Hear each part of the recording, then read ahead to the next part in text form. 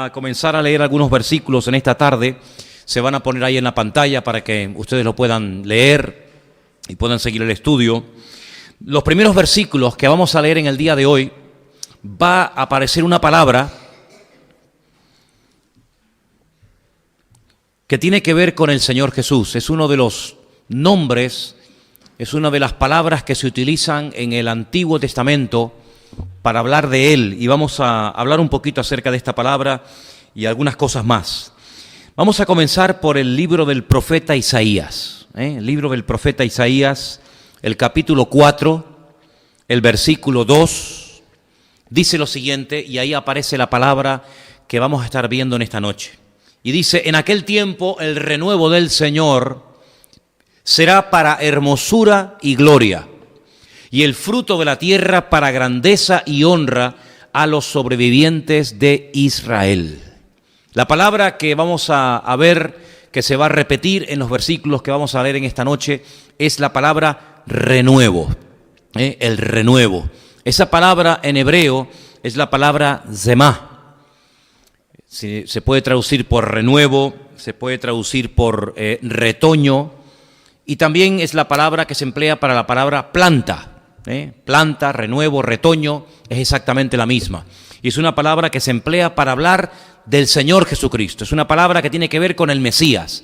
En aquel tiempo, el Mesías, el renuevo del Señor, será para hermosura y para gloria. En el mismo libro de Isaías, el famoso capítulo 53, que describe los sufrimientos del Mesías, dice: subirá cual renuevo delante de él y como raíz de tierra seca. No hay parecer en él ni hermosura. Le veremos más sin atractivo para que le deseemos. Capítulo 53 de Isaías es el capítulo prohibido, que en Israel no dejan que se lea. Dicen que es un capítulo demasiado mesiánico para algunos y lo tienen ahí como aparcado, no se puede leer. Y ahí aparece nuevamente la palabra renuevo, semá, que es una palabra que se utiliza única y exclusivamente para hablar del Mesías. Vamos a saltar a otro profeta, al siguiente, a Jeremías, capítulo 23, versículo 5. He aquí vienen días, dice el Señor, en que levantaré a David, ahí hay un dato muy importante, levantaré a David renuevo justo. Reinará como rey, el cual será dichoso y hará juicio y justicia en la tierra. No solamente se habla de la venida del Mesías, sino se dice que ese renuevo está entroncado, está enraizado con la tribu de Judá, que era la tribu a la que pertenecía el rey David. Será un renuevo justo, reinará como rey. Hay un dato ahí también muy significativo. Seguimos en Jeremías 33, versículo 15. En aquellos días y en aquel tiempo haré brotar a David un renuevo de justicia, y haré juicio y justicia en la tierra. En todos los versículos que estamos leyendo podéis comprobar que aparece la palabra renuevo, porque son capítulos, son versículos, repito, que hacen referencia a la venida, a la aparición del Mesías. Tenemos dos más en el libro del profeta Zacarías, penúltimo libro del Antiguo Testamento, capítulo 3, verso 8. Escucha pues ahora, Josué, sumo sacerdote, tú y tus amigos que se sientan delante de ti, porque son varones simbólicos. He aquí yo traigo a mi siervo el renuevo. Es una persona, añade mi siervo el renuevo, el retoño de la tribu de Judá, entroncado con el rey David.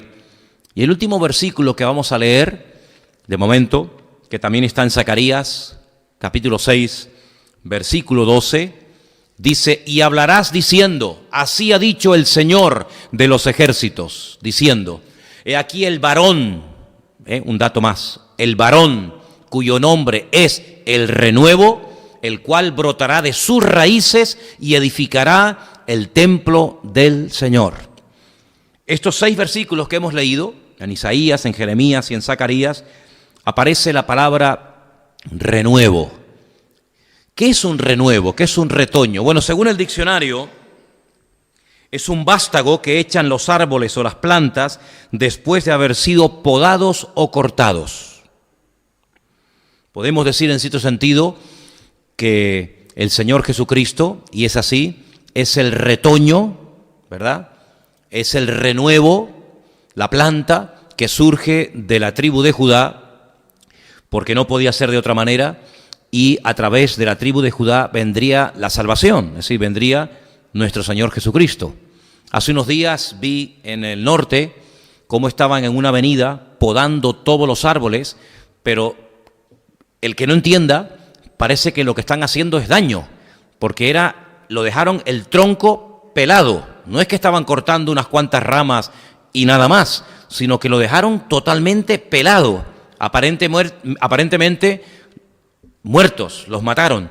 Pero ya veréis cómo dentro de poco tiempo van a retoñar. Comenzarán otra vez a salir las ramas, las hojas, y lo que se le ha hecho es un favor. Bueno, pues eso es lo que tiene que ver con el Mesías. Si hay un momento en la historia en el que parece que desaparece la monarquía a través del David, parece que el reino ha desaparecido. De ahí la pregunta que le hicieron al Señor Jesucristo antes de la ascensión: ¿restaurarás el reino antes de marcharte? Era la preocupación que ellos tenían, ¿verdad? Porque ellos sabían que había una profecía, muchas profecías, que hablaban acerca de que la monarquía retoñaría y de que del linaje de David, un descendiente de David, pues sería nada más y nada menos que el Mesías. Ahora, a lo largo de la historia, Dios fue haciendo pactos con diferentes personas. Hizo un pacto, por ejemplo, con el primer patriarca Abraham. La señal de ese pacto era la circuncisión. Hizo un pacto con Noé, ¿sí?, de no volver a destruir la tierra. La señal de ese pacto fue el arco iris. Pero con David hizo un pacto. Y vamos a ver en qué consistía concretamente ese pacto. Vamos a ir a dos porciones. Segunda de Samuel 7 y Primera de Crónicas 17. Repito, Segunda de Samuel, 7.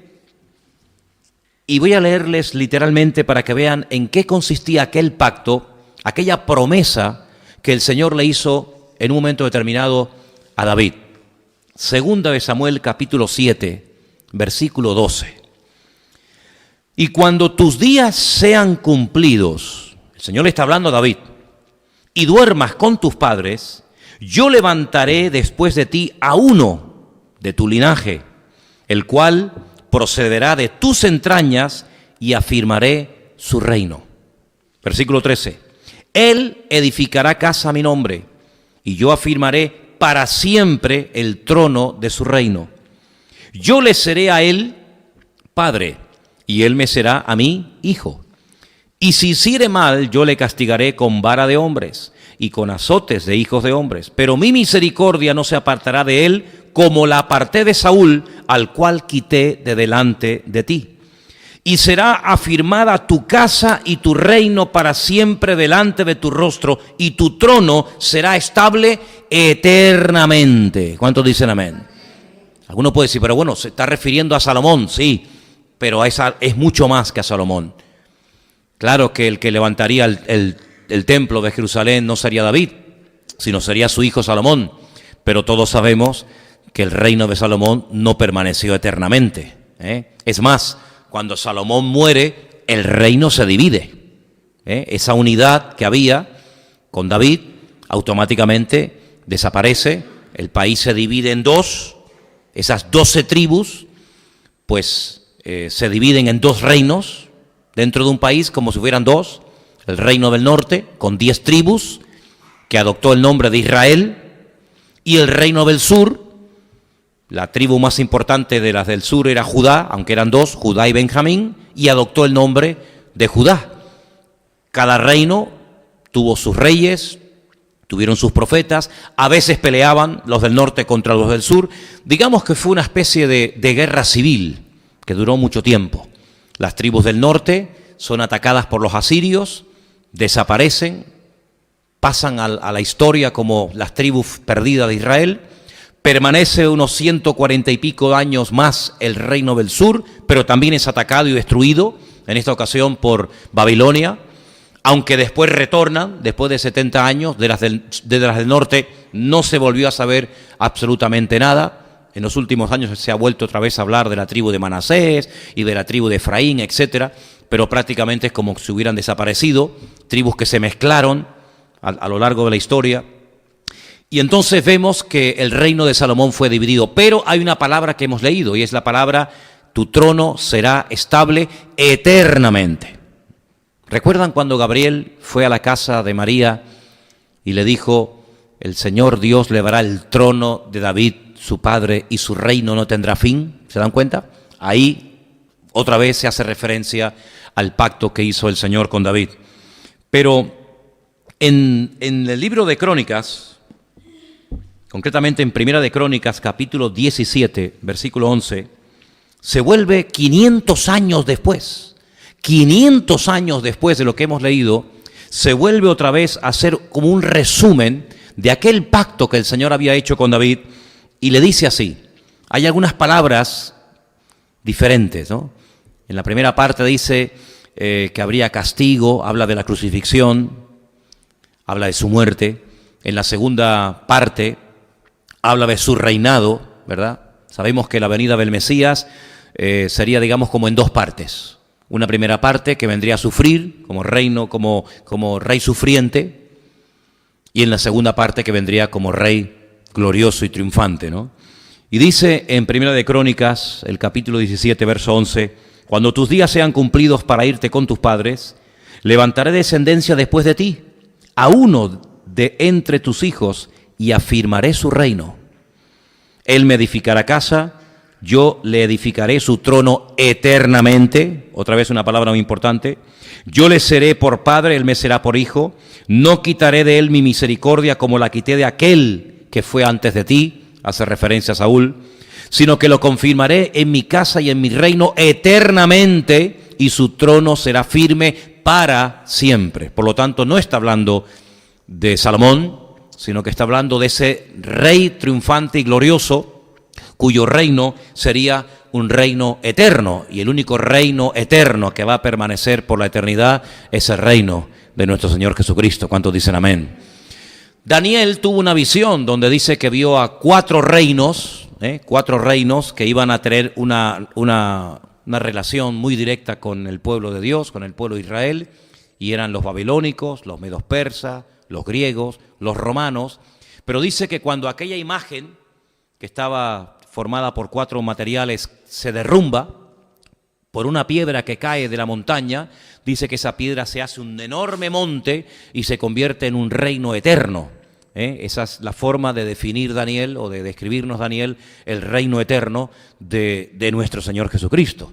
Ahora, sabemos que en este momento la cruda realidad es que el Señor no está reinando sobre las naciones de la tierra, ¿verdad? Sabemos que entre su primera venida y entre su segunda venida hay un intervalo de tiempo que es este periodo de gracia en el cual estamos viviendo nosotros hoy en día, pero sabemos y estamos plenamente convencidos que así como se cumplieron todas las profecías relacionadas con su primera venida, todas las relacionadas con su segunda venida, que tienen que ver con su monarquía, con el establecimiento del reino eternamente y para siempre, también se van a cumplir. ¿Cuántos dicen amén?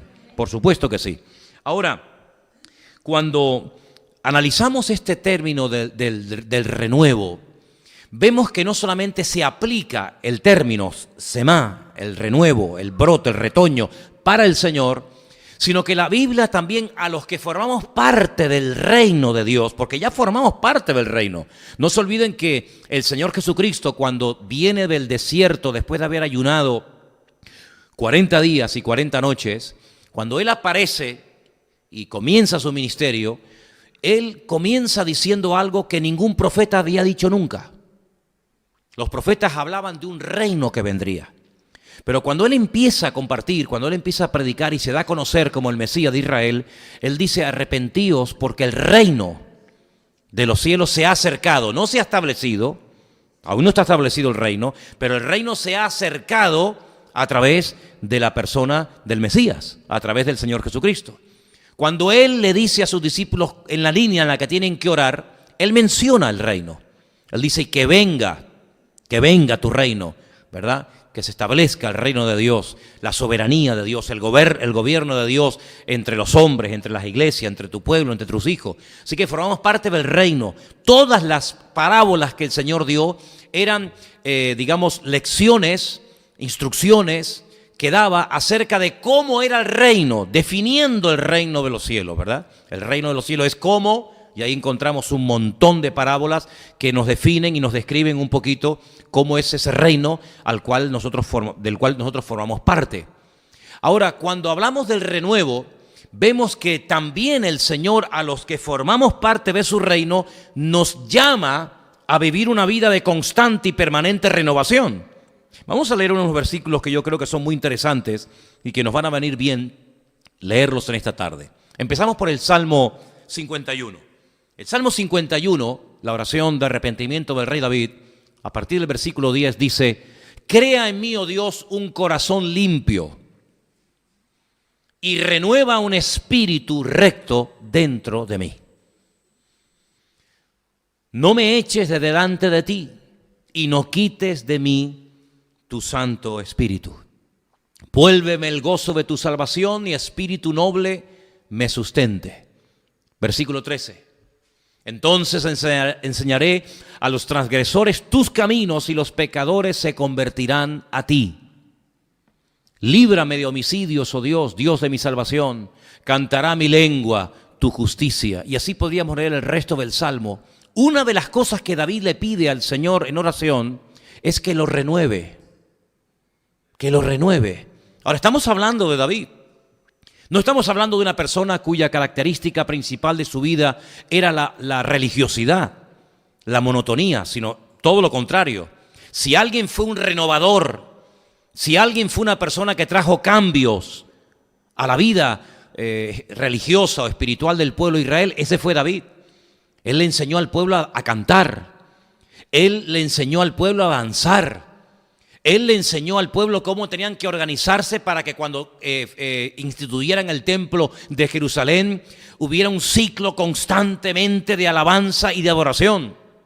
Sí, no era un hombre estancado, no era un hombre monótono en su relación con el Señor, sino todo lo contrario. Pero sin embargo, él le pide en ese hermoso salmo, el Salmo 51, Señor, renuévame, renueva mi espíritu. Y creo que debe ser una oración que todos y cada uno de nosotros debemos de hacerle muy a menudo al Señor. ¿Estamos de acuerdo? Renuévanos, Señor. Que no caigamos en una monotonía, en una rutina de hacer las cosas, bueno, porque hay que hacerlas, ¿no? Venimos a la iglesia porque hoy es jueves, ¿no? Sino que verdaderamente haya un renuevo, un rebrote, una vida constantemente fluyendo en nuestros corazones en cuanto a nuestra relación con el Señor. Pablo, el apóstol Pablo, que es un hombre que no solamente llevó el evangelio a lugares donde nunca nadie había llevado la palabra de Dios, es una persona que a través de las cartas que después les escribe a esas congregaciones que él estableció, él apela mucho al tema de la renovación espiritual. Por ejemplo, en Romanos, capítulo 12, ese capítulo tan conocido, titulado Los deberes cristianos, en el versículo 2 del capítulo 12, le dice a los hermanos, no os conforméis a este siglo, sino transformaos por medio de la renovación de vuestro entendimiento. David pedía en el Salmo 51 la renovación de su espíritu, pero Pablo ahí dice la renovación de vuestro entendimiento, habla de la mente, los pensamientos, para que podáis comprobar cuál sea la buena voluntad de Dios, agradable y perfecta. En otras palabras, el apóstol Pablo sabía perfectamente que muchas veces no crecemos y no maduramos porque la forma como hemos pensado durante toda nuestra vida a veces se nos vuelve en contra. Quiero solamente recordarles que una vez cuando hablamos acerca del retorno de las tribus del sur, de Judá y de Benjamín, a Jerusalén, y que tenían la obligación de reconstruir la ciudad y levantar las murallas y volver otra vez a poner en funcionamiento el templo, cuando el profeta Ageo, que apareció por allí y les dice, ¿cómo tenéis abandonado la casa de Dios? ¿Qué habéis hecho en estos 16 años? Sí, no lleváis aquí una semana, que todavía están organizándose a ver cómo empezamos, por dónde empezamos, qué hacemos, sino que ya ustedes llevan 16 años. Y en estos 16 años, ¿qué habéis hecho? Yo veo que la casa de Dios la habéis empezado, pero no la habéis terminado. Se ha quedado todo a medias. Muchos planes, muchos proyectos, muy buenas ideas, pero aquí no funciona nada. Y la respuesta de los líderes, tanto políticos como religiosos, incluso del pueblo, es que aún no ha llegado el tiempo. Aún no ha llegado el tiempo. Entonces él se les quedaba mirando y los confrontaba y les decía, pero ¿cómo que aún no ha llegado el tiempo? ¿Es que no os pareció suficiente milagro el que después de 70 años de cautiverio en Babilonia, el rey de ese momento os permitiera y os financiara vuestro viaje y vuestros gastos? ¿No os pareció suficiente milagro? Sin embargo, para vuestras casas hermosas y para desarrollar vuestra vida de confort y de estabilidad, para eso sí es el tiempo. Pero sin embargo, para la casa del Señor, dicen ustedes que no es el tiempo. ¿Cómo puede ser que para las cosas de ustedes sí es el tiempo y para las cosas del Señor aún no ha llegado? 6 les dice, miren qué texto tan interesante. Por tanto, no desmayamos. Antes, aunque nuestro hombre exterior se va desgastando, el interior, no obstante, se renueva de día en día. ¿Cuántos dicen amén? Es decir, que así como por fuera el cuerpo se va deteriorando y desgastando, debería ocurrir lo mismo, pero a la inversa, en nuestro hombre interior. Uno se va desgastando, el otro se va renovando de día en día. Eso debería ser lo normal en la vida de todos y de cada uno de los hijos de Dios. También a los hermanos de Éfeso, otra iglesia importante que Pablo pastoreó durante un tiempo, les dice algo muy interesante, capítulo 4, verso 23, renovaos en el espíritu de vuestra mente. ¿Veis cómo el tema de renovarse no es algo opcional, sino es un mandato, es una obligación, es un deber de cada creyente, renovarse o morir, decía alguien, ¿no? Tenemos también un último texto en Colosenses, capítulo 3, versículo 10, fíjense a los romanos, a los efesios, a los colosenses. Revestíos del nuevo hombre, el cual conforme a la imagen del que lo creó se va renovando hasta el conocimiento pleno. Es decir, vemos que el término de renovarse es algo que tiene que ser habitual y común en la vida de todos y de cada uno de nosotros. ¿Y qué es lo que tenemos que renovar? Creo sinceramente que no solamente los pensamientos, sino creo que a veces también nuestra conducta, nuestro comportamiento. Alguien dijo en cierta ocasión, si hacemos siempre lo mismo, no podemos esperar cosas diferentes, ¿verdad? Renuévate en tu relación con el Señor, renuévate en tu estudio bíblico, ¿verdad? No lo hagas algo monótono y aburrido, renuévalo. Les propongo a todos ustedes que se compren una Biblia nueva de paquete y que empiecen el día 1 de enero con una Biblia nueva. Puede ayudarles, úsenla, trabajenla, memorícenla, subráyenla si es necesario, cómprese una libreta, ¿verdad? Si ya la silla de tu escritorio, de la oficina, donde te sientas a estudiar la Biblia, ya está un poco desgastada, oye, cómprate una silla nueva, cómprate una libreta, un bolígrafo nuevo, ¿verdad? Renuévate, hermano, renuévate en todos los aspectos. No puede ser que estés siempre igual, orando siempre igual, con los mismos problemas, con las mismas dificultades. Hermanos, cuando algo está caducado, lo que hacen en los centros comerciales y en supermercados y en las grandes superficies es tirarlo a la basura. Porque lo que caduca hay que tirarlo a la basura. Así que por favor, tengamos ese espíritu y ese anhelo de renovarnos en nuestra relación con el Señor. Ahora, quiero que volvamos otra vez al libro de Zacarías, concretamente al capítulo 6, por favor. Porque hay ahí algo muy interesante que me ha llamado mucho la atención y quisiera compartirlo en esta tarde con ustedes. Zacarías, por favor, capítulo 6, a partir del versículo 9. La coronación simbólica de Josué. Interesante, ¿verdad? El versículo 9 empieza diciendo, vino a mí palabra del Señor diciendo, toma del cautiverio a Eldai, a Tobías y a Jedaías, los cuales volvieron de Babilonia, e irás tú en aquel día y entrarás en la casa de Josías, hijo de Sofonías. Y uno dice, bueno, ¿y uno qué puede sacar de esto? Quiero decirles que los dos profetas que ministraron y le profetizaron y le compartían la palabra del Señor al pueblo cuando volvieron fueron Ageo, que lo acabo de mencionar, y Zacarías. Estos dos profetas, aunque uno era mayor que el otro, fueron contemporáneos. Y los dos le predicaron a los que volvieron del cautiverio en Babilonia 70 años después. Y concretamente al profeta Zacarías, el Señor le da esta palabra. Y quiero que prestes atención a los nombres que aquí se mencionan, porque por algo se tienen que mencionar. La orden era que, versículo 11, tomaran plata y oro e hicieran coronas y las pusieran sobre la cabeza del sumo sacerdote, que en aquel tiempo se llamaba Josué, hijo de Josadat, hijo del Dios justo. Josadat significa en hebreo Josué, hijo del Dios justo. Pero fíjense qué interesante. No tenían que ir solos, sino tenían que ir con una persona que se llamaba Eldai, con otra que se llamaba Tobías y con otra que se llamaba Jedaías, gente que habían vuelto del cautiverio. A mí me dio por investigar el significado de estos nombres.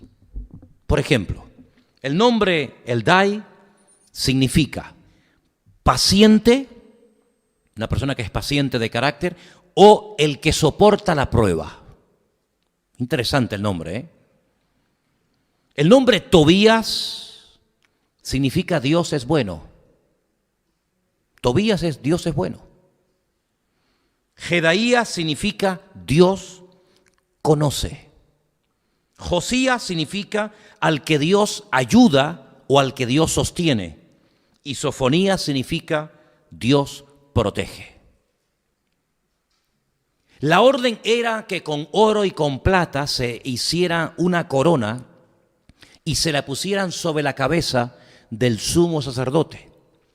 Durante 70 años, quiero recordarles que el templo estuvo cerrado, más que cerrado, estuvo destruido. Ahora lo que se pretende es volver a empezar. Ahora lo que se pretende es volver a poner a los sacerdotes, a los levitas, a los cantores, a los porteros, empezar otra vez con los sacrificios, con las ceremonias, con todo lo que ya el Señor había establecido a lo largo de la época. Pero era algo tan importante que el Señor le está diciendo que no lo haga solo, sino vete con personas como Eldai, como Tobías y como Jedaías. Y aquí yo me paré a pensar y dije,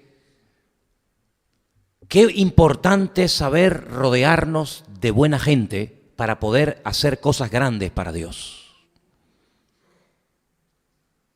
No se rodeó de paganos, ni de inconversos, ni de degenerados, ni de incrédulos, sino que la labor era tan importante para Dios que tienes que ir rodeada de gente espiritual. Fíjate ya el nombre. Dios protege, Dios ayuda, Dios es bueno, Dios soporta. En otras palabras, la Escritura nos enseña que cuando queremos hacer algo para el Señor, lo importante es que nos rodeemos de personas idóneas para poder cumplir el cometido para el cual el Señor te ha designado. Es interesante notar que cuando iban a conquistar la tierra prometida, el Señor mandó a través de Moisés a 12 personas, lean sus nombres, descubran lo que significan los nombres de esas personas. Lamentablemente no hicieron honor al significado del nombre. Como alguien ha dicho en cierta ocasión, una cosa es la parte genética, físicamente hablando, y otra cosa es la parte genética, espiritualmente hablando. Y en cierto sentido el nombre, ¿verdad? El nombre descubre, el nombre define, el nombre traza la línea en la que esa persona tenía que comportarse. Y muchas veces hay personas a las cuales Dios llamaba, que Dios lo que hacía es que les cambiaba el nombre, porque el nombre que le habían puesto sus progenitores no coincidía con la función para la cual el Señor los estaba llamando. Y eso es muy importante. Ahora, fíjense qué curioso. Rodéate de personas espirituales. Rodéate de personas que te puedan aportar algo y no personas que te puedan robar lo poco o lo mucho que dice que tienes.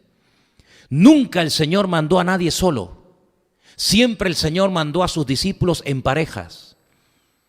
Tal vez basándose en aquel texto del libro de Eclesiastés que dice, si uno va solo y cae, ¿quién lo levantará?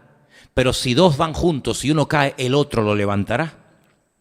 Entonces es muy importante que cuando quieras hacer algo, tú sabrás lo que quieres hacer, o tú sabrás lo que el Señor haya puesto en tu corazón que debes de hacer, lo hagas, pero lo hagas primeramente convencido de que eso es lo que Dios quiere que tú hagas, pero lo hagas rodeándote de gente que te pueda aportar bendición, de gente que te pueda aportar algo a tu vida y no de gente que te pueda robar la bendición que puedes tener. Porque no es la primera ni la última persona que con toda la buena intención del mundo se lanza a la aventura que queriendo bendecir, al final viene derrotado. No es la primera ni la última vez. Y sigue diciendo el pasaje en el versículo 12, y le hablarás diciendo, así ha dicho el Señor de los ejércitos, he aquí el varón cuyo nombre es el renuevo, el cual brotará de sus raíces, edificará el templo del Señor. La Escritura nos enseña que lo que nuestra vida hace tiene que animar, exhortar o edificar. Si lo que hacemos para el Señor no reúne estas condiciones, es mejor que no hagas nada. Si lo que vas a hacer va a traer edificación y va a traer gloria al Señor y va a traer ánimo y va a traer aliento, adelante. Pero si no va a aportar nada positivo al reino de Dios, sino que en un momento determinado lo que va a hacer es traer gloria a ti o entretenerte o robarle el protagonismo al Señor, es mejor que no hagas absolutamente nada. Porque todo lo que hacemos tiene que levantar en alto el nombre de nuestro Señor Jesucristo. Amén. Las coronas, dice aquí, versículo 14, sí.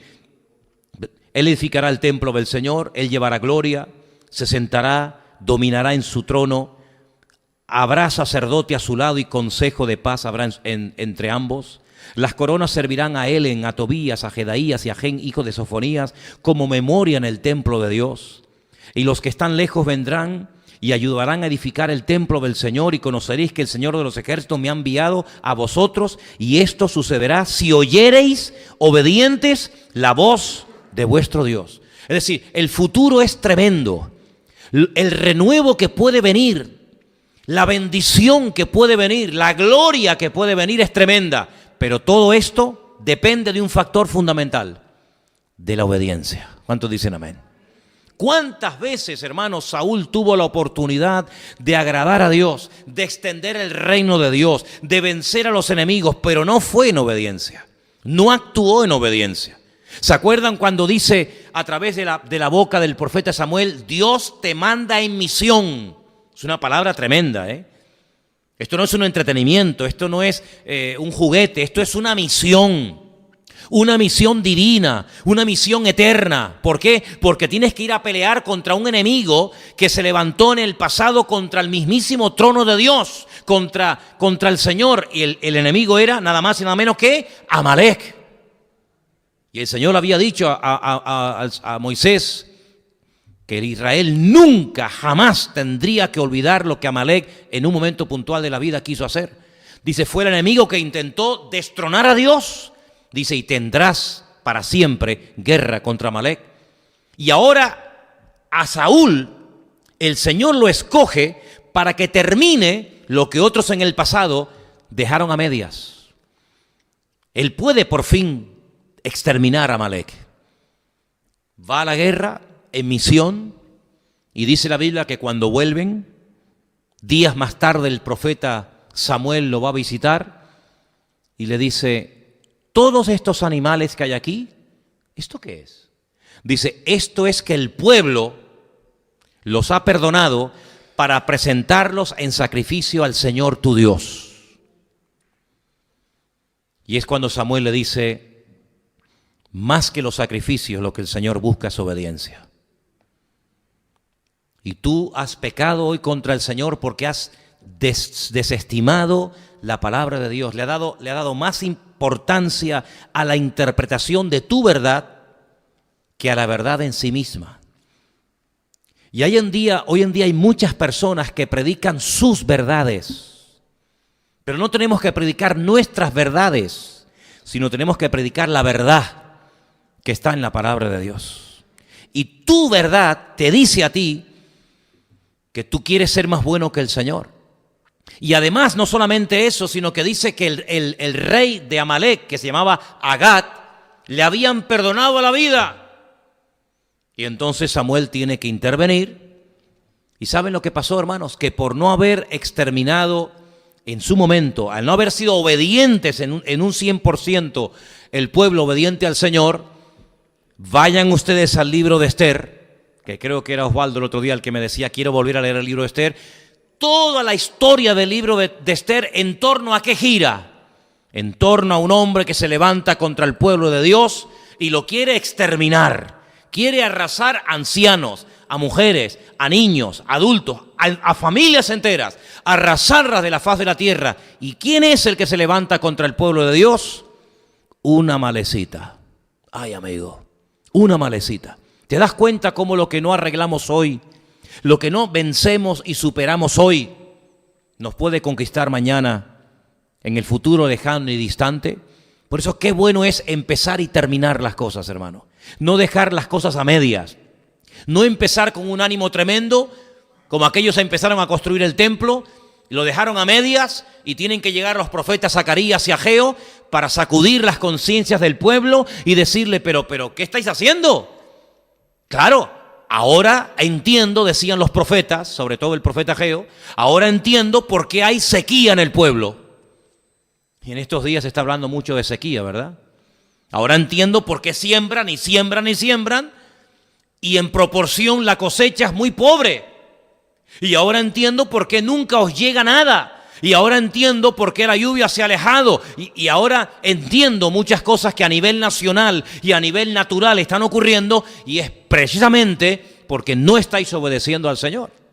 Y en este capítulo, donde aparece otra vez, como habéis comprobado, la palabra renuevo, el Señor lo que le dice al pueblo es, ustedes si quieren entrar en un nivel superior, en un nivel óptimo de relación y de comunión con el Señor, el fundamento, la base para hacer cualquier cosa para el Señor en esta vida es la obediencia. Cuando ustedes obedecen y cuando ustedes a continuación se rodean de personas idóneas, como fue el caso de estos hombres, y van a hacer la obra del Señor, la bendición está asegurada. Porque el Señor lo que no quiere, que nuestra vida cristiana sea una vida de experimentos, una vida de emociones, una vida de sentimientos. Hay gente que se congrega cuando sienten, pero cuando no sienten congregarse, ni aparecen. Y es que demuestran que todavía no han superado el tema del sentimentalismo, el tema de la emoción, y entonces actúan por impulsos. Ahora leo la Biblia, ahora no leo la Biblia, ahora vengo al culto, mañana no tengo ganas, ahora voy a la reunión de jóvenes, pasado dejo de venir 3 meses, ahora oro, mañana no oro. Y esa no es la vida que el Señor pide y desea de todos y de cada uno de nosotros, sino pide una renovación constante y permanente. ¿O es que usted no ha renovado su vestuario desde que usted nació? Tú usas tu misma falda, tu mismo pantalón, tu misma chaqueta, tu mismo zapato de hace 25 o 30 años. De vez en cuando has ido comprando de alguna cosita, ¿sí o no? Bueno, yo sé que ustedes están siempre en un nivel superior, que yo estas palabras pues a lo mejor me las digo a mí mismo, pero lo que está bien claro es que ustedes han renovado su vestuario y han renovado las cosas del hogar, que a veces se han deteriorado, se han gastado, y a veces ya están simplemente anticuadas. Y no hay nada peor que una persona que viva anclado en el tiempo y no reconozca de que los tiempos van cambiando. Hay un grupo cristiano que se niegan a usar botones, porque dice que eso es pecado. Hay grupos cristianos que se niegan a usar luz eléctrica. Los Amis, por ejemplo, los famosos Amis que van en carros de caballo, los veis ahí en Pensilvania y en muchas partes del mundo, ¿verdad? Porque es pecado ir en coche, ¿sí? Es interesante, ¿no? Eso es pecado. Sin embargo, el dinero, que es algo entre comillas, vamos a decir moderno, eso no es pecado, ¿no? Es pecado utilizar un coche, encender la luz eléctrica, usar velas porque eres más espiritual. Pero saben, queridos hermanos, los tiempos van cambiando. El Evangelio es el mismo. Dios es el mismo. Su Espíritu Santo es exactamente el mismo. El mensaje que tenemos que dar es exactamente el mismo. Pero los tiempos han cambiado y el que no lo quiera reconocer, amigo, el que no lo quiera reconocer se equivoca. Hace unos años oí una frase de una persona que me llamó la atención. Tal vez en aquel momento puede ser que hasta lo hayan criticado, pero tenía mucha razón. Dice, el que no sepa utilizar en unos años un ordenador será el analfabeto del siglo XXI. Y es verdad, es verdad. ¿Quién era el analfabeto antiguamente? El que no sabía leer ni escribir.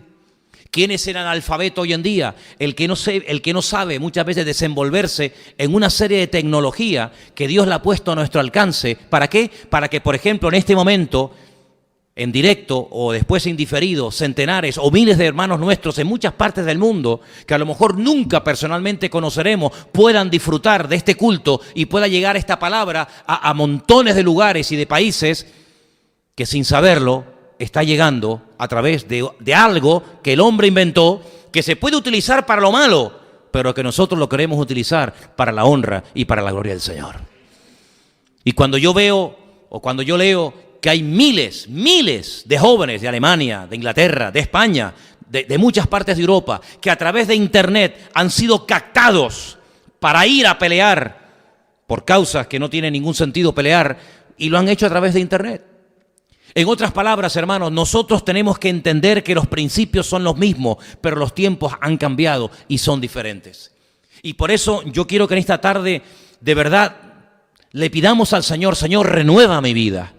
Renueva mi vida espiritualmente hablando. Que no pasen los meses y los años y esté siempre igual, estancado, sino que podamos renovarnos y podamos aprender cada día algo nuevo del Señor y podamos venir a la iglesia con entusiasmo y podamos cada día renovarnos en todas las áreas de nuestra vida. No solamente en lo que nos conviene y en lo que nos interesa, sino que podamos renovar nuestros pensamientos, nuestra vida de oración, nuestra vida de estudio bíblico, podamos renovarnos interiormente, porque eso es lo que dice la palabra del Señor. ¿Cuántos dicen amén? Y quiero decirles que en cuanto a este tema del renuevo, a mí me llama la atención porque durante siglos, hermanos, durante muchos siglos, el pueblo de Israel, no todos, pero muchos, perdieron la esperanza de que las profecías algún día se cumplieran. Quiero decirles que cuando tú terminas de leer el último versículo del Antiguo Testamento y pasas inmediatamente al Nuevo Testamento, al primer versículo de Mateo capítulo 1, así, en segundos, ese cambio que tú haces así en segundos, hay una diferencia de 400 y pico de años entre Malaquías y el Nuevo Testamento. Claro, nosotros no apreciamos eso, pues como tenemos toda la Biblia, vamos leyendo un capítulo y otro capítulo y un libro y otro libro y un profeta y otro profeta. Pero quiero decirte, hermanos, que entre una etapa de la historia y la otra etapa hay 400 y pico de años, no solamente de espera, sino de silencio. Porque desde que se concluye el Antiguo Testamento, con el último profeta, que fue Malaquías, hasta que aparece Juan el Bautista predicando y diciendo que se arrepientan, que el Mesías viene, durante 400 años no hubo ningún profeta que hablara al pueblo de Israel. Y por eso muchos perdieron la esperanza y la ilusión de que algún día las profecías se cumplirían. Pero ¿sabes qué, hermanos? Tenemos que aprender a esperar en el Señor. ¿Por qué el Señor tuvo tanto tiempo esperando a esa gente? 400 años son muchos años, hermanos. Hay gente que nunca conoció a un profeta. Hay gente que nunca oyó un mensaje de ningún profeta. 400 años es mucho tiempo. Pero ellos tenían que aprender algo que nosotros creo que tenemos asumido, y es depender única y exclusivamente de lo que el Señor ya había revelado, que por cierto ya estaba todo escrito. ¿Cuántos dicen amén? Entonces, cuando en un momento puntual de tu vida te encuentres en esos silencios en los que parece que Dios no te dice nada, no es que Dios no te esté diciendo nada, sino que lo que tenía que haberte dicho ya te lo dijo y está escrito en su palabra. Y yo dije hace mucho tiempo una frase aquí que quiero volver a recuperar y a decirla en esta tarde, y es que lo revelado no necesita ser confirmado. Dios ya reveló todo su consejo y está escrito en su bendita palabra. Y nosotros tenemos un privilegio que muchas generaciones de creyentes, de hermanos nuestros, no tuvieron. Y es tener todo el consejo, todo lo que Dios habló. ¿Quiere decir que Dios no dijo más? Sí, probablemente Dios dijo otras muchas cosas. Pero lo que Él quiere que tú y yo sepamos, lo escribió. Para que nadie se invente, no es que yo creo, es que yo opino, no. Aquí está todo por escrito.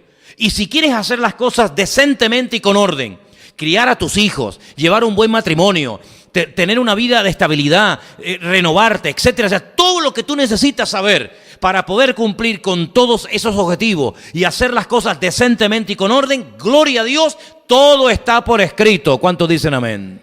Y por eso yo quiero que en esta tarde, de una forma especial, los que les interese, al que no le interese, que Dios lo bendiga, pero que los que verdaderamente reconozcan que necesitan ser renovados, que se lo pidamos al Señor.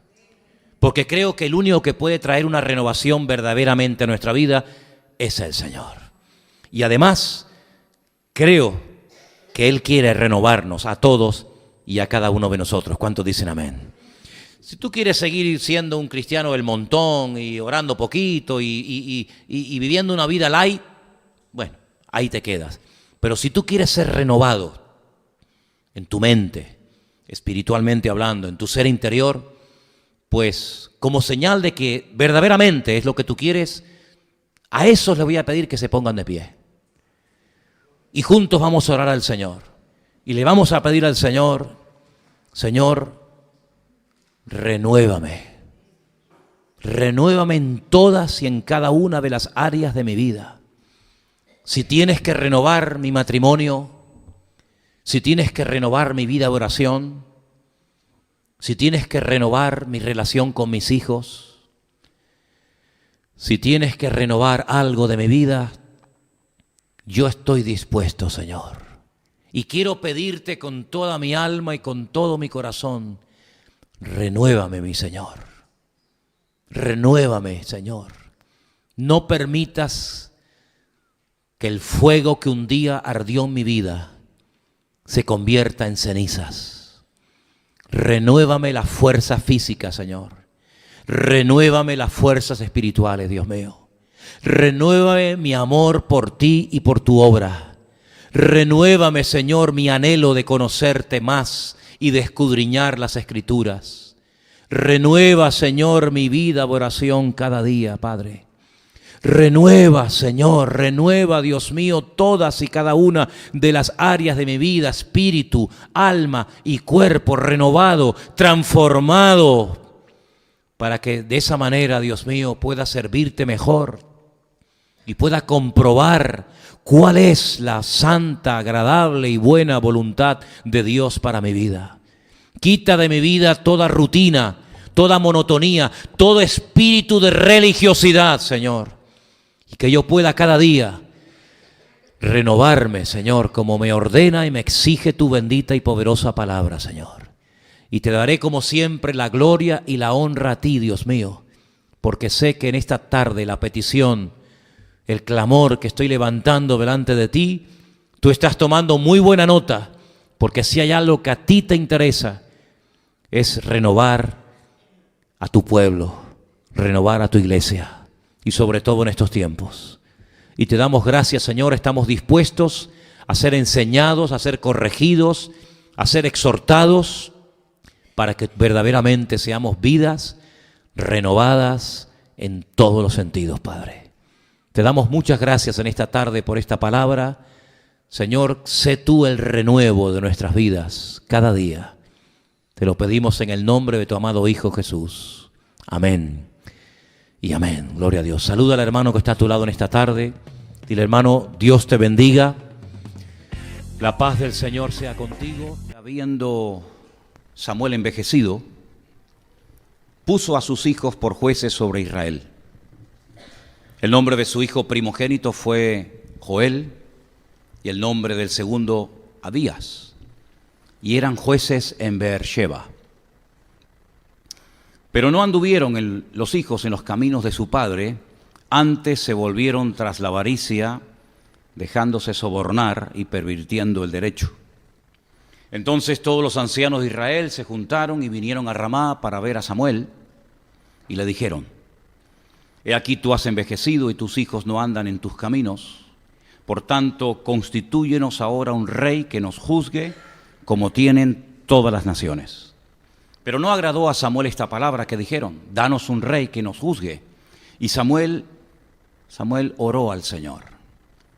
Y el Señor le dijo a Samuel: Oye la voz del pueblo en todo lo que te digan, porque no te han desechado a ti, sino a mí me han desechado, para que no reine sobre ellos. ¿Cuántos dicen amén a esta palabra? Israel ya tenía un rey, no un rey de carne y hueso, pero tenían el mejor rey del mundo, el rey que nunca falla, el rey fiel, el rey que les había demostrado su amor, su poder, desde hacía muchísimo tiempo. Pero parece que no estaban contentos con él, querían un rey de carne y hueso, dice, como todas las naciones que le rodeaban, los filisteos, los amorreos, en fin, todos esos países que ustedes conocen. Ahora, el sistema que hasta ese momento el Señor había utilizado para dirigir a su pueblo era lo que conocemos con el nombre de una teocracia. Y la definición de la palabra teocracia la tienen ustedes ahí, y es la siguiente. La teocracia es un concepto derivado de un vocablo compuesto griego que puede traducirse como dominio de Dios o el gobierno de Dios. Se refiere al gobierno que ejerce una divinidad de manera directa o a través de algún representante. Los representantes de Dios eran los profetas, los representantes de Dios eran los jueces y Dios era el rey.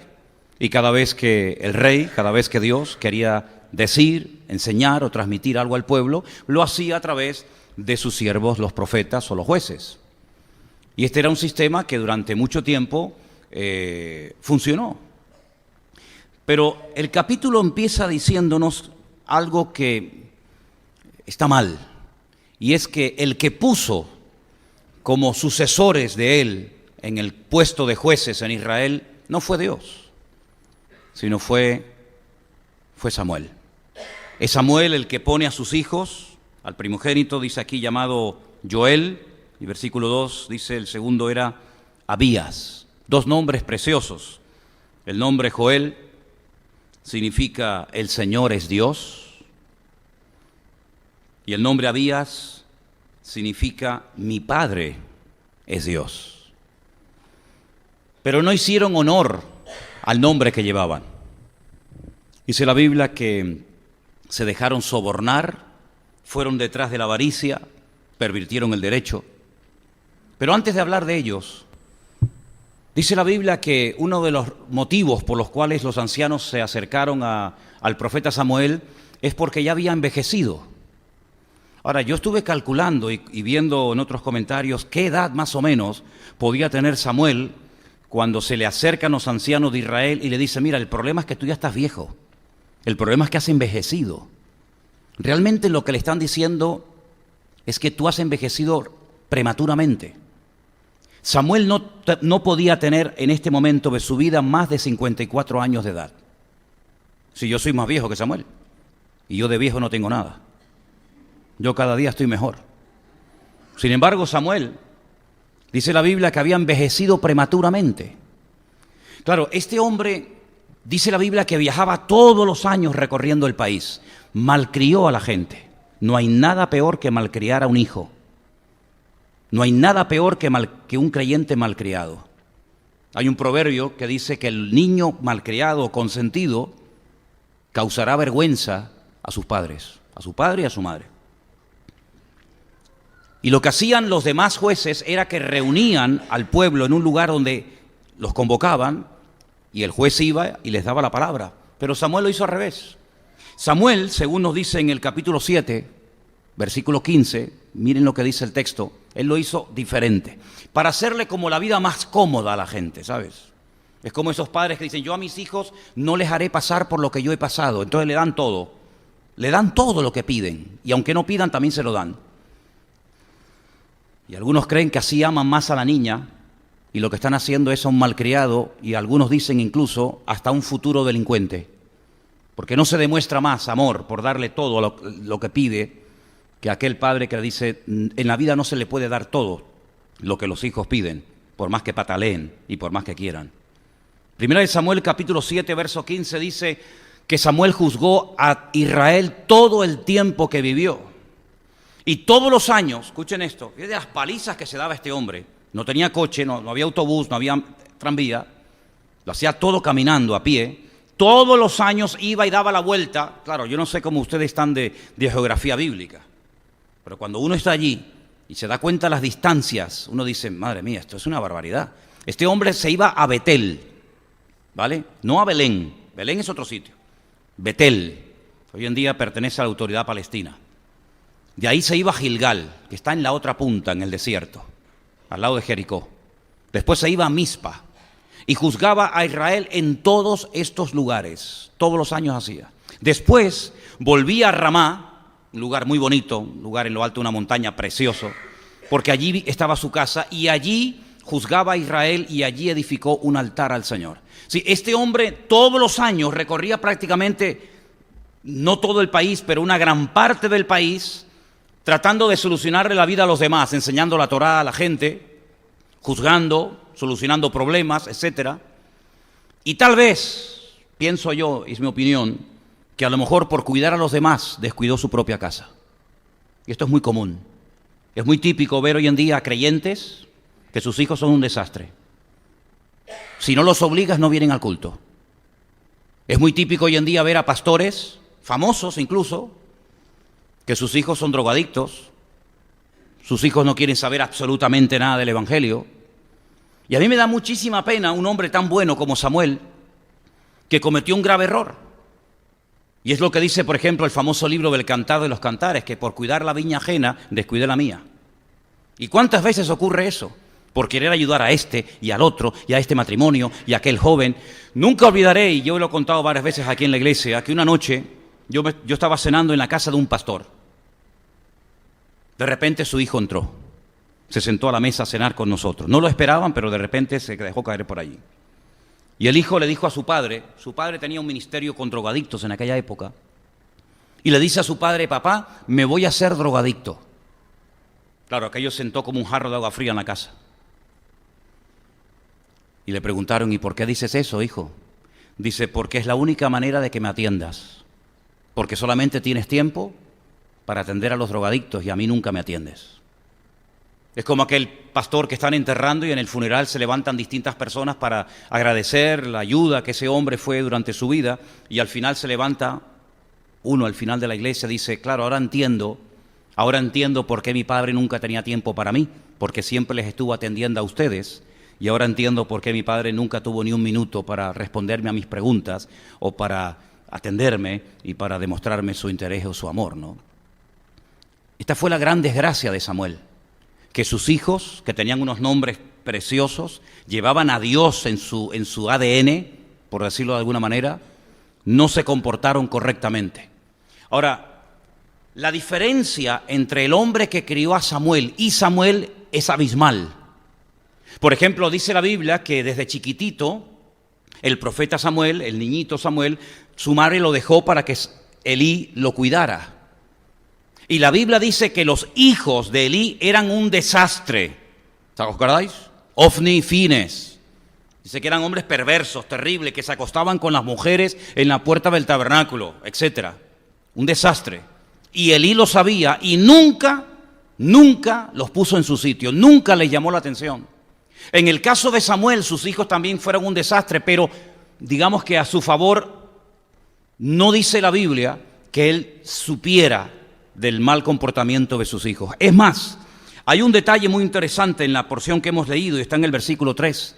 Dice que sus hijos, los dos, Joel y Abías, se corrompieron, fueron detrás de la avaricia, se dejaron sobornar, pervirtieron el derecho, pero dice en el versículo 2, al final, en Beersheba.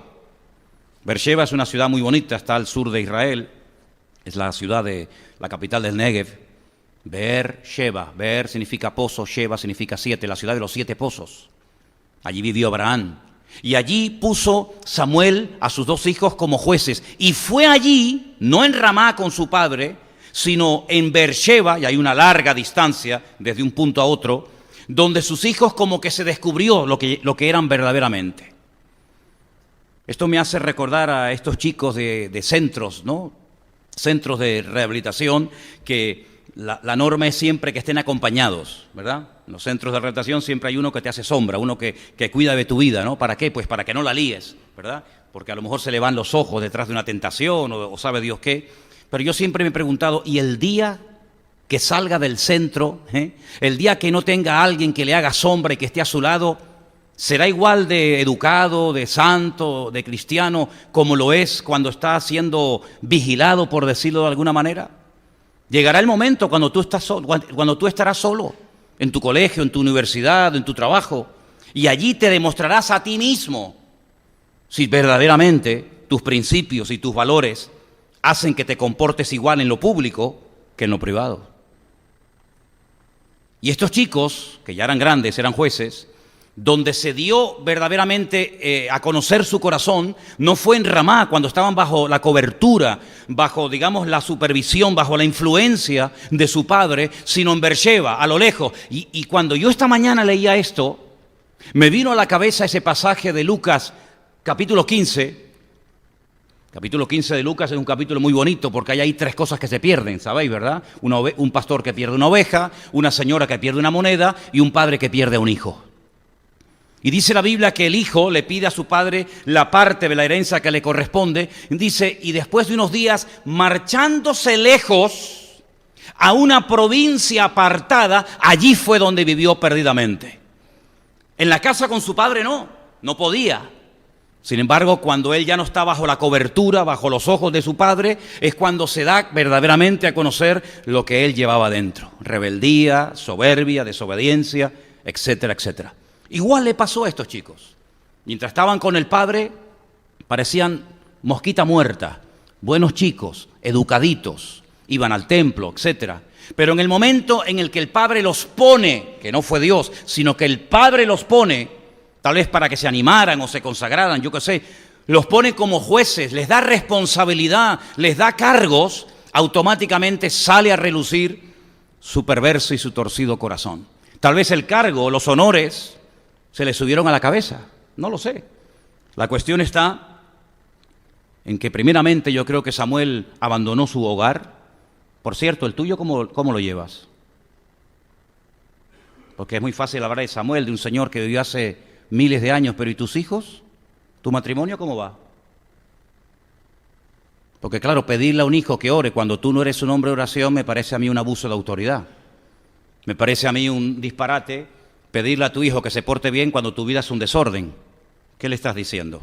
Primero ponlo en práctica tú, a ver si a ti te funciona, y luego tendrás la autoridad moral, ¿verdad?, para poder exigir a los demás lo que tú no haces.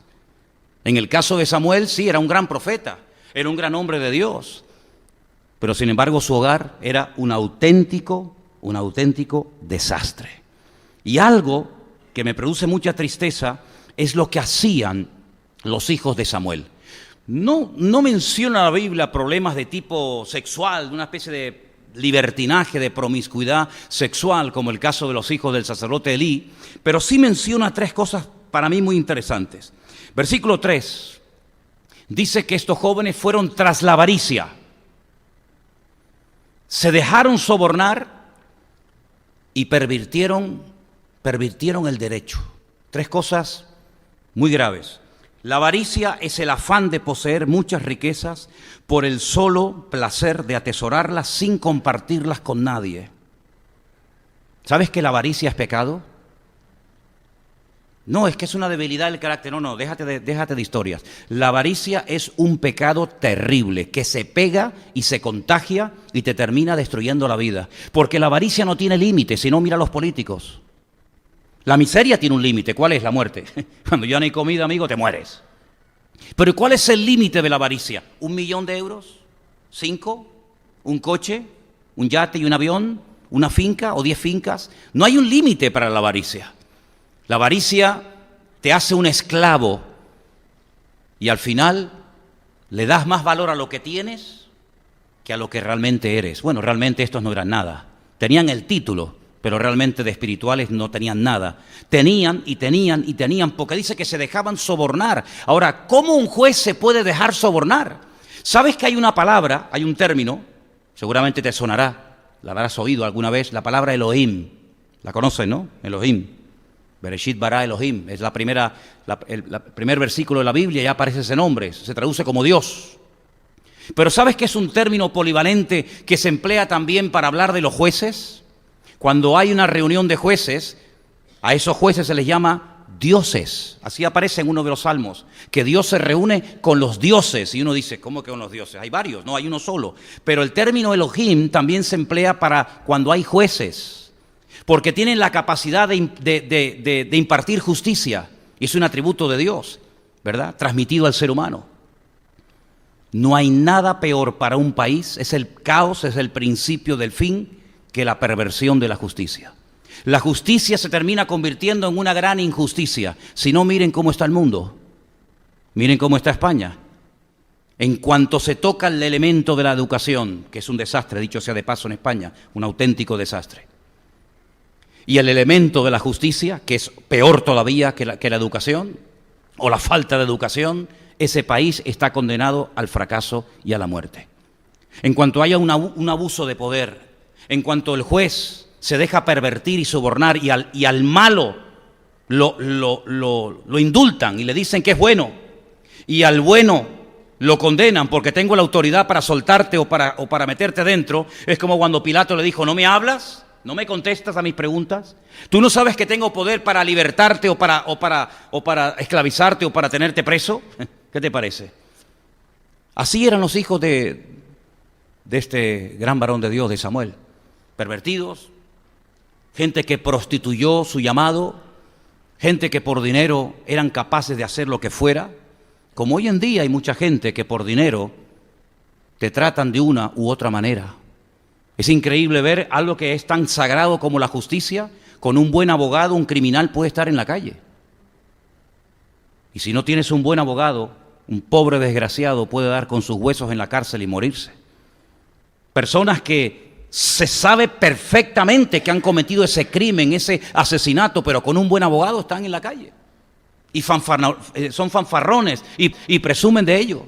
Y personas que no tuvieron el poder adquisitivo para poder recurrir o para poder contratar a un buen abogado, terminan en el corredor de la muerte y años más tarde se demuestra a través de una prueba circunstancial o del ADN o lo que sea, que esa persona que mataron resulta que era inocente. ¿Cuál es el motivo por el cual los ancianos le dicen a Samuel, mira, queremos que nos nombres y nos pongas a un rey? Bueno, según leemos al principio del pasaje, veían que ya Samuel había envejecido, como dije antes, prematuramente. Ya no estaba tan capacitado, no tenía tantas facultades, ya no tenía tanta, discernimiento como para seguir juzgando al país, seguir llevándolo por el buen camino. Y en segundo lugar, temían de que cuando este hombre muriera, lo que quedaba iba a ser peor.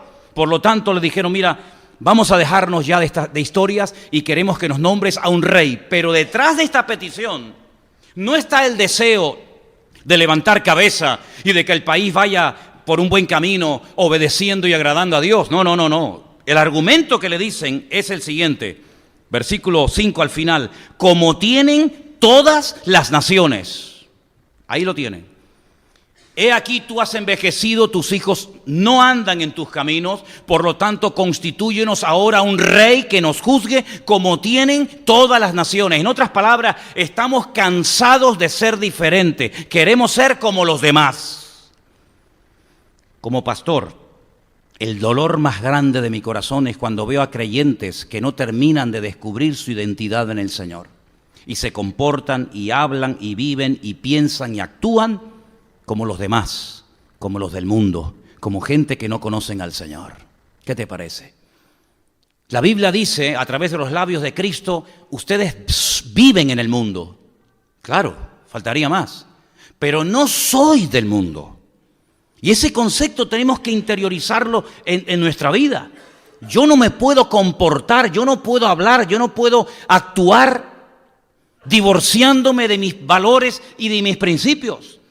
Es decir, no podemos divorciar nuestras acciones de nuestros valores y principios. Pero claro, ¿cuáles son nuestros valores y cuáles son nuestros principios? Porque si no los conozco, ¿cómo los voy a poder poner en práctica?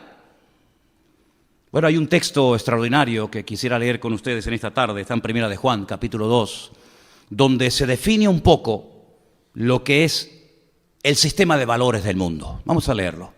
Primera de Juan 2. Del 15 al 17, dice, no améis al mundo, ni las cosas que están en el mundo. Ahora, ¿esto qué es una sugerencia? ¿Una propuesta? Bueno, a ver, ponga la votación en la iglesia, a ver, ¿cuántos están a favor de que amemos a las cosas del mundo y su estilo de vida? ¿Cuántos están en contra? No, esto no es así. Esto es un mandato, es un imperativo de Dios. No améis al mundo, ni las cosas que están en el mundo. Y dice algo tremendo, y es lo que te descubre. Si alguno ama al mundo, el amor del Padre no está en él. Es decir, no es cristiano, no es nacido de nuevo. Es como cuando yo les conté que nosotros estuvimos un tiempo en Burgos, en un pueblo de la provincia de Burgos, con drogadictos. Vivíamos con 15 o 20 chavales que querían dejar la droga y allí vivíamos todos juntos en aquella finca. Y hubo un tiempo en el que criábamos cerdos, en aquella época. Y un chico una vez cogió un cerdito pequeño y lo lavó, le puso un lacito, le puso una cadenita para pasearlo como si fuera un perro. Y lo tenía en casa con él. Pero un día salimos de paseo y el cerdito se le escapó. Y cuando fue a buscarlo, el cerdito estaba totalmente lleno de barro. Porque en cuanto vio una charca con barro y con basura y con lo que sea, el cerdito se metió dentro. Y se revolcó. Y uno dice, ¿y por qué? Si yo no lo he criado como un cerdo, yo lo he criado como un perrito. Bueno, tú lo has podido criar como lo que quieras. Tú lo has intentado cambiar por fuera. Pero por dentro tú no lo has cambiado. Él piensa y actúa y vive como un cerdo. Pues claro, si lo tienes en la casa, ¿en qué barro se va a revolcar? Pero sácalo al campo. Dale la oportunidad de demostrar realmente lo que es. Y te lo demostró claramente. Y estaba feliz, porque eso es lo que le gusta a los cerdos, revolcarse en la basura. Y son felices de esa manera. ¿Y cuántas veces queremos cambiar a la gente por fuera? Cómprate una Biblia, lee la Biblia, no digas eso, compórtate, quítate esos zapatos, no te peines así, no te hagas ese piercing, quítate ese tatuaje, ven al culto. Y lo queremos cambiar por fuera, ya. Tú no vas a cambiar a nadie, porque el único que puede cambiar a la gente es Dios, si quieren. Porque fíjate lo grande y lo maravilloso que es Dios, que si tú no quieres cambiar, Él tampoco te va a cambiar, porque Él no se mete donde no lo llaman. ¿Qué te parece? Entonces, cuando hay un amor, una tendencia por el mundo, no nos engañemos, no digamos, no, es que es una edad difícil, es que es un tiempo de rebeldía, es que en el colegio no sé qué, es que son las malas amistades. Déjate de cuentos, déjate ya de perder el tiempo y de engañarte a ti mismo. No sé, que no te juntes con aquel porque aquel es mala compañía. Si la mala compañía es el tuyo, no es aquel, es el tuyo. Si la madre de aquel dice lo mismo del tuyo, ¿o qué te crees? Cuando hay una tendencia, un amor, una pasión, se nos van los ojos por el mundo, es porque esa persona no ha nacido de nuevo. Porque dice la Biblia, y más claro agua, los que son de la carne, ¿en qué piensan? En las cosas de la carne. Y los que son de Dios, en las cosas de Dios. Es que lo dice más claro el agua. ¿Cómo tú puedes saber si una persona ha nacido de nuevo, si es cristiano o no es cristiano? Por lo que tiene en su corazón. ¿Qué es lo que le atrae? ¿Qué es lo que le vuelve loco? ¿Cómo se le van los ojos? ¿Por qué? Porque de la abundancia del corazón, amigo, habla la boca.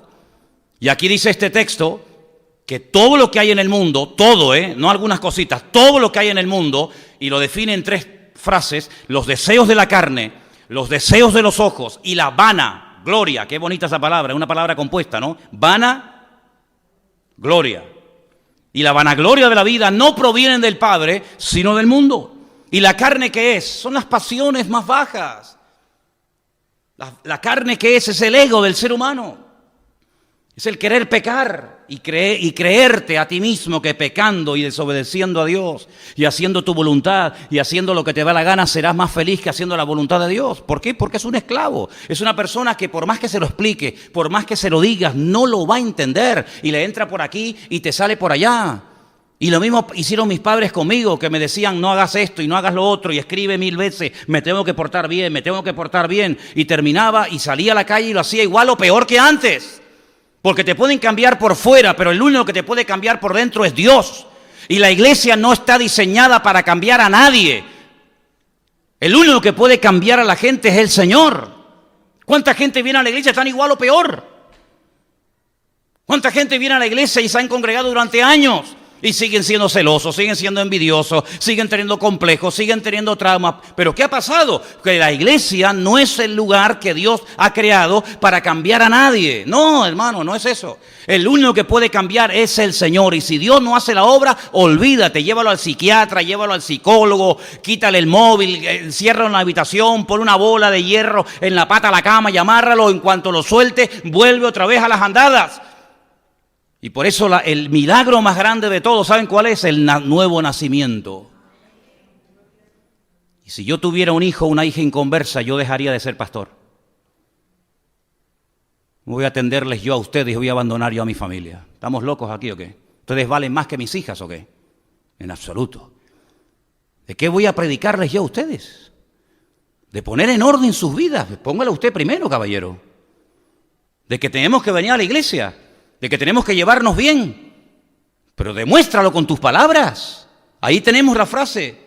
No podemos divorciar nuestras acciones de nuestros valores y de nuestros principios. Lo mismo le pasó al rey David, ganó todas las batallas. David nunca perdió una guerra, nunca, jamás. En casa las perdió todas. De la puerta para afuera era un genio, de la puerta para adentro, un desastre. Y eso no puede darse más, porque es que hay tanto de esto en el mundo evangélico, más de lo que ustedes se pueden imaginar. Los deseos de los ojos, decía Juan. Bueno, hay un refrán que dice, lo que el ojo no ve, corazón que no siente, ¿no?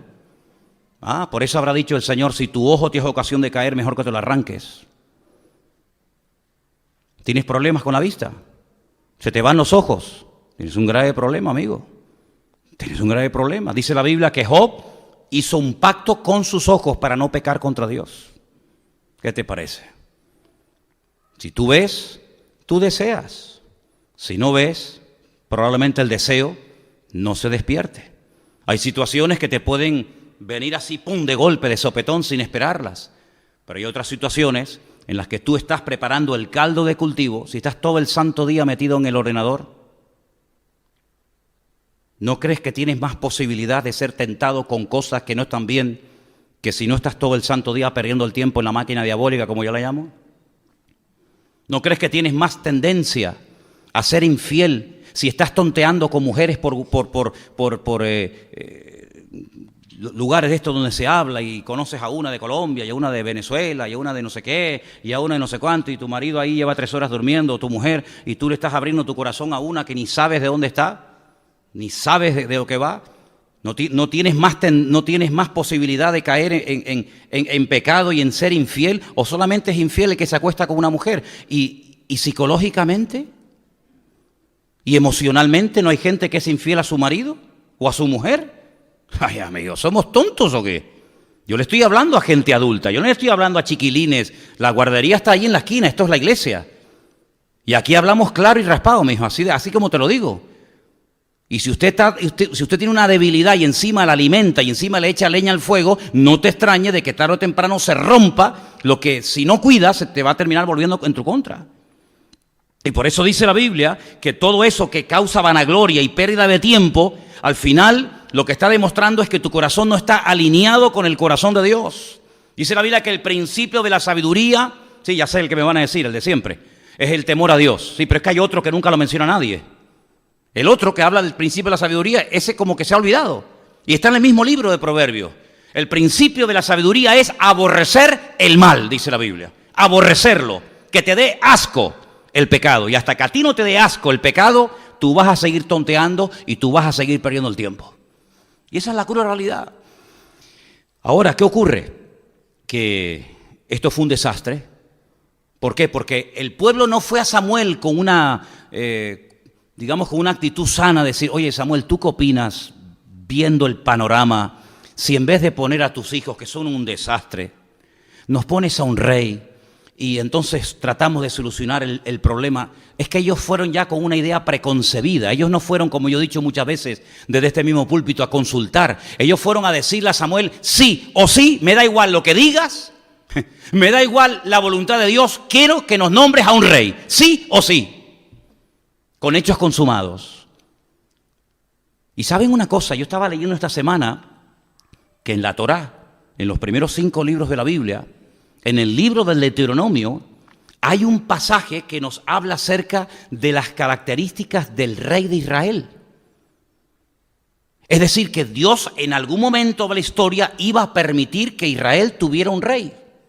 Vamos a leerlo. Estamos en Deuteronomio, por favor, capítulo 17, verso 14. Miren lo que dice la ley de Moisés. Ni siquiera todavía habían entrado en la tierra prometida. Ya el Señor les hablaba acerca de el futuro rey que tendrían. Deuteronomio 17, 14.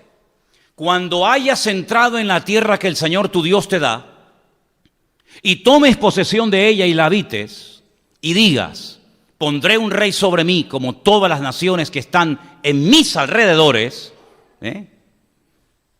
ciertamente pondrás por rey sobre ti al que el Señor tu Dios escogiere, subrayo, al que el Señor tu Dios escogiere, no al que a ti te caiga bien, no al más guapo, al más, el más atractivo, el más carismático, no, al que Dios escoja. De entre tus hermanos pondrás rey sobre ti. No podrás poner sobre ti a hombre extranjero que no sea tu hermano. Pero él no aumentará para sí caballos, ni hará volver al pueblo a Egipto con el fin de aumentar caballos, porque el Señor os ha dicho, no volváis nunca por este camino. Ni tomará para sí muchas mujeres, para que su corazón no se desvíe, ni plata ni oro amontonará para sí en abundancia. Vamos hasta el 20. Y cuando se siente sobre el trono de su reino, entonces escribirá para sí, escucha, un libro, una copia de esta ley, del original que está al cuidado de los sacerdotes levitas. Y lo tendrá consigo y lo leerá en él todos los días de su vida, para que aprenda a temer al Señor su Dios, para guardar todas las palabras de esta ley y los estatutos, para ponerlos por obra, para que no se eleve su corazón sobre sus hermanos, ni se aparte del mandamiento a diestra ni a siniestra, a fin de que prolongue sus días en su reino, él y sus hijos en medio de Israel. ¿Cuántos dicen amén? Es decir, ya Dios les decía, algún día tendrán un rey. Vamos a ver, Moisés no fue el rey de Israel, es que no era el momento. Cuando muere Moisés y ocupa su lugar Josué nunca se autoproclamó rey.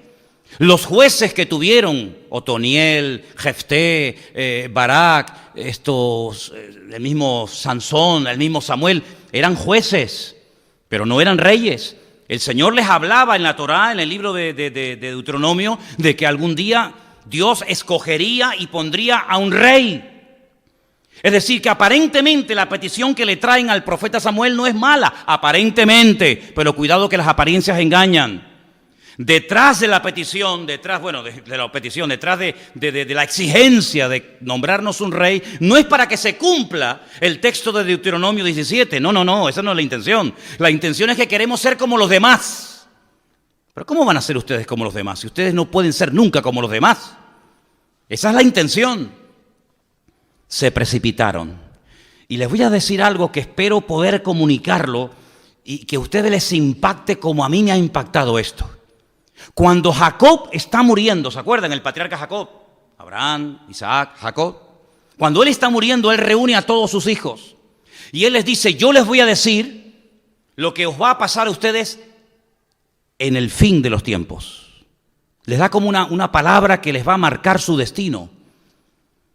Cuando le habla a Judá, a la tribu de Judá, le dice que la tribu de Judá sería la tribu del rey de Israel. Así como a los levitas les asigna el sacerdocio, a la tribu de Judá les da el cetro. Es decir, los reyes de Israel, todos, absolutamente todos, tendrán que ser parte de la tribu de Judá. No puede haber un rey que sea un levita. No puede haber un rey que sea de la tribu de Gad o de Neftalí o de Zabulón o de cualquier otra. Todos los reyes de Israel tienen que ser de la tribu de Judá. Por eso el Señor Jesucristo Mateo 1, Lucas 3, árbol genealógico, demuestra que él era de la tribu de Judá. El primer rey de Israel no lo nombró Dios.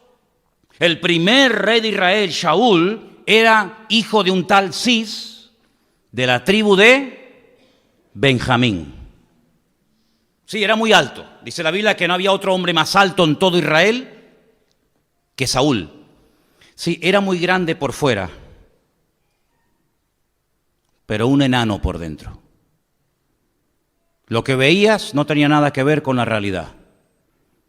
Es como aquel que era muy alto y era un gigante, a través de la boca de él hablaba el diablo, para amedrentar al pueblo de Israel. Pues este igual, un hombre muy alto, una apariencia física tremenda, pero nunca fue un hombre espiritual. Fíjense que cuando este hombre sube al trono, uno de los detalles que a mí siempre me ha llamado la atención de este personaje es que nunca preguntó dónde estaba el arca del pacto. ¿Se acuerdan? Hablamos el otro día de ella. Oye, el arca de la alianza era el mueble más sagrado en la cultura de Israel. Era el mueble que representaba, que simbolizaba la presencia de Dios con el pueblo. A ti no te interesa tener la presencia de Dios a tu lado. ¿Y cómo vas a ser rey? Y cuando tengas que ir a la guerra, ¿a qué o a quién te vas a agarrar? ¿En qué confías? ¿En ti mismo? Claro, así terminó Saúl, quitándose la vida. Pero no solamente él se quita la vida, y es un desastre el reinado de Saúl, pero un desastre. Dejó al país en la bancarrota. Bueno, fíjense que cuando David se oculta en aquella famosa cueva que se puede visitar hoy en día en Israel, una cueva enorme, la cueva de Adulam, dice que iban personas que estaban endeudadas, afligidas, atormentadas, solitarias, amargadas, frustradas, porque lo único que transmitió Saúl durante ese reinado fue eso. Un desastre. Dice que la gente iba a la guerra temblando de miedo detrás de él, porque era un hombre que, claro, le obedecías porque no te quedaba más remedio, porque era el rey, pero no porque realmente la gente lo amara y lo respetara. Pero lo triste de todo esto no es que él terminó así, sino que en su caída arrastró a su familia. Y a mí me da muchísima, muchísima pena de uno de sus hijos, de Jonathan, aquel por el cual David lloró a gritos. Cuando le dicen tu amigo Jonatán ha muerto, él llora a gritos y dice, Jonatán, Jonatán, amigo mío, que tu amor me fue más dulce que el de las mujeres. Y los pervertidos y corruptos piensan que había algo aquí de homosexualidad, nada más lejos de la realidad, nada más lejos de la realidad, ¿verdad? Dice que para el impuro todas las cosas son impuras, pero para el limpio todas las cosas le son limpias. Y él llora porque él sabe perfectamente que Jonatán no merecía esa muerte. Lo clavan ahí, lo dejan colgado toda una noche como si fuera un perro indigno de ser sepultado, ¿verdad? Ay, si hubieran aprendido a esperar un poquito más. ¿Cuánto? Se calcula entre 10, 15, máximo 20 años. En 10, 15, 20 años. Esa palabra de Deuteronomio 17 de que algún día habría rey en Israel se hubiera cumplido y el primero hubiera sido el que Dios había escogido. David, el hombre más cerca del corazón de Dios. Pero fue el segundo, porque se precipitaron, fueron con exigencias. Y sabes una cosa que tú tienes que aprender en el Señor lo antes posible. Si puede ser este mes mejor, si puede ser esta semana mejor, y si puede ser hoy mismo mejor que mejor. Aprender a esperar en Dios. Pero yo veo que cada vez los cristianos esperan menos en Dios. Voy a salir con esta, voy a probar a ver si es esta. ¿A probar qué vas a probar? ¿Qué te crees? ¿Que te estás comprando un coche de segunda mano que hay que probarlo a ver si funciona? ¿Qué vas a probar? Cuando una cosa es de Dios no hay que probarla antes. Cuando una cosa es de Dios y punto. Yo vi a mi mujer un miércoles y un domingo y le propuse que se casara conmigo. Y yo no era de los que estaba soñando en el matrimonio. A mí me daba alergia al matrimonio. Me salían sarpullidos. Pero yo la vi un miércoles y un domingo y no la vi hasta 7 meses después. Y yo sabía que esa era la mujer de mi vida. Y creo que lo he demostrado después de 35 años de matrimonio. ¿No les parece? ¿No les parece a ustedes? ¿Qué probar? ¿Qué vas a probar? ¿Será este trabajo o será aquel? ¿Cómo que será este o será aquel? ¿Tú cómo te mueves? ¿Por emociones? ¿Por impulsos? Es que aquí me dan 200 euros menos que allí. Entonces, ¿será aquel? No me digas. ¿Será que el que más te da es el de Dios y el que menos te da no es de Dios? ¿Te mueves así? ¿Tú te mueves así hoy en día como está la vida? Nos hemos olvidado del proverbio bíblico que dice: más vale bocado seco y en paz que casa llena de provisiones donde hay contienda y perturbación. ¿Nos hemos olvidado de eso? Prefiero dormir debajo de un puente con la bendición de Dios comiéndome un pan solo, que en un lugar donde me den el oro y el moro, pero que al final tenga que prostituirme y dejar el servicio al Señor en esta vida.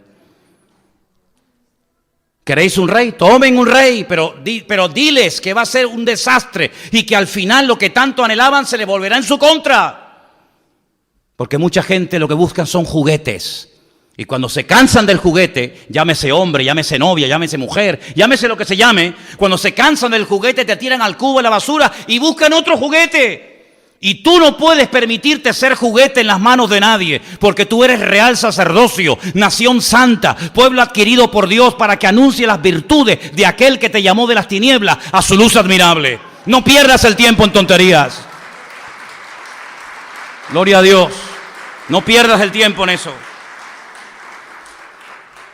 Al final, Saúl, ¿para qué? ¿Tú te crees que tenemos ganas de perder el tiempo? Aprende a esperar en el Señor, ¿sabes? Si hubieran esperado, Jonatán no hubiera muerto. Si hubieran esperado, David no hubiera sufrido tantas persecuciones de este perverso, de este celoso, porque era un celoso envidioso que ni comía ni dejaba comer. Si hubieran aprendido a esperar en el Señor les hubiera dicho: ahí está. No es tan alto, tal vez no es tan llamativo por fuera, pero yo estoy con él y él está conmigo. ¿Se das cuenta? Antiguamente se decía: no, yo lo que busco es un hombre cristiano. Y ellos decían: yo lo que busco es una buena mujer cristiana. Ponlo en cuarentena. Porque el título de cristiano, hoy, no hablo hace 30 años atrás, Hace 30 años atrás un cristiano era un cristiano. Hoy en día uno que te dice que es cristiano dice: guárdame un cachorro. Déjame que te estudie y déjame que te ponga a prueba, amigo. Cuando tú te diga no, ahí me vas a demostrar qué tipo de persona tú eres. ¿No dice la Biblia que hay que probar a los que quieren ser diáconos en la iglesia? Quieren cargos, quieren puestos, y ponlo a prueba. Véngase mañana a las 5 de la mañana a pintar la iglesia. ¡Ay, hermano! Entonces déjelo pendiente. Usted lo que quiere es figurar y aparentar. Usted lo que quiere son cargos en vez de cargas para servir a su prójimo y a Dios con toda su alma y con todo su corazón. ¿Se da cuenta? Entonces, queridos hermanos, este rey fue un desastre, se precipitaron y al final, ¿para qué? Para nada. Yo te pregunto a ti, ¿quién es el rey de tu vida? Porque ellos tuvieron un rey, el mejor, el más fiel, el más poderoso, Dios, el Dios de los ejércitos. Pero no querían otro de carne y hueso, porque querían ser como los demás. ¿Tú quieres ser como los demás, pero con el título de cristiano? Si vas en serio con el Señor, tarde o temprano, el Señor te probará si verdaderamente eres o no eres. En el Real Madrid había antiguamente un futbolista que tenía un nombre muy feo. Se llamaba Kaká. Menos mal que tenía el acento ahí. Si llega a tener el acento en otro lado, peor todavía. Se llamaba Kaká. Y era cristiano. Pero cristiano de verdad. Y ahora en el Real Madrid hay un jugador que se llama Cristiano. Cristiano, sí. Cristino, porque de cristiano no tiene nada, soberbio, orgulloso, etcétera, etcétera. ¿Te das cuenta cómo el nombre no dice nada? Tienes nombre, le decía el Señor a aquella iglesia, tienes nombre de que vives, pero allá adentro huele a muerte, porque lo único que tienen es el nombre. A mí me produce mucha tristeza cuando voy a este pasaje y encuentro a los ancianos a los responsables del pueblo de Israel yendo al profeta a decirle, queremos un rey para ser como los demás. ¿Cómo vamos a ser nosotros como los demás, hermanos? ¿Cómo vamos a ser nosotros como los demás? ¿Qué pensarían ustedes si yo esta tarde hubiera venido vestido de mujer? ¿Qué pensarían ustedes? Bueno, es que es lo normal, ¿no? Ahora es el momento, ¿no? Es una fiesta de aquí de Tenerife, esto trae economía a los bares, a los restaurantes, a los hoteles. Pues fíjense ustedes lo bajo que hemos llegado, que tenemos que permitir la perversión, la promiscuidad, repartir miles y miles de preservativos a jóvenes, jovencitos, a permitir borracheras a diestra y a siniestra para que una ciudad se mantenga económicamente. Fíjense al nivel tan bajo que hemos llegado como sociedad. A ese nivel hemos llegado. Cuando tú te levantas por las mañanas, y me ha pasado en estos días, y te encuentras en la puerta de la iglesia niñas de 14, 15, 16 años, desnudas, orinando y haciendo sus necesidades en la puerta de la iglesia o cerca. A eso hemos tenido que llegar para que la economía de Santa Cruz de Tenerife florezca, porque tenemos unos políticos tan inútiles y tan golfos que tienen que permitir el desorden y el pecado para que Tenerife tenga un cierto nivel económico. Es impresionante. Y esta mañana cuando salía por las calles y veía cientos de policías que tenían que estar vigilando a los que verdaderamente hay que vigilar, a esas mujeres maltratadas por su marido, a esos violadores de niños, etcétera, etcétera, lo que están haciendo es controlar a toda esta golfería que hay. A esos niveles tan bajos hemos llegado nosotros. Y para que un pueblo se mantenga con una estabilidad económica, tenemos que permitir que miles y miles de personas de otros países, que luego cuando vas a sus países, si los ves no los reconoces. Me llamó muchísimo la atención cuando fuimos un año a Londres, a Inglaterra, y vi una educación allí. Nadie se salta un paso de peatones. Nadie toca la pita del coche. Un respeto, una educación, todo limpio. Y eso cuando vienen aquí se tiran por los balcones. Borracheras por la calle, dejan nuestras playas y nuestros montes hechos un desastre. Se les permite carros y carretones porque eso es bueno para la economía. Y no nos damos cuenta de que todo eso lo que trae es contaminación al mundo espiritual. Y no nos damos cuenta de que detrás de todo eso lo que estamos haciendo es pisotear y tirar por tierra los valores que han permitido que este continente llegara a donde llegó, pero que se lo están cargando porque están tratando de descristianizar y sacar a Dios de todas partes. ¿Qué le parece? Pero lo peor no es eso. Lo peor es cuando hay algunos que se llaman cristianos, que se disfrazan, que se emborrachan, que se drogan y que participan exactamente igual que la gente del mundo. Como yo dije una vez, pecan el viernes y el sábado y después pretenden venir aquí el domingo a poner cara de santos y que Dios me bendiga y que Dios me ayude porque se lo estoy pidiendo. Como si Dios fuera nuestro Papá Noel, como si Dios fuera nuestro siervo que tiene que estar a nuestra disposición, porque como te han acostumbrado a que todo lo que pedías te lo daban, ahora resulta que a Dios hasta le exigimos. Incluso hay pastores y ministerios e iglesias que ustedes conocen que hasta le ofrecen a la gente todo a cambio de nada. Vengan y reciban unción, vengan y reciban milagro, vengan y reciban. Pero no se dan cuenta que la Biblia dice que mejor es dar que recibir. Pero hemos cambiado el evangelio, lo hemos acomodado para que la gente no se sienta incómoda. Pues yo te voy a hacer el ambiente irrespirable, querido. Te voy a hacer el ambiente irrespirable. ¿Me vas a amar o me vas a odiar con toda tu alma? Porque si para tener más gente tengo que permitir carros y carretones, ya te puedes estar marchando ahora mismo, querido.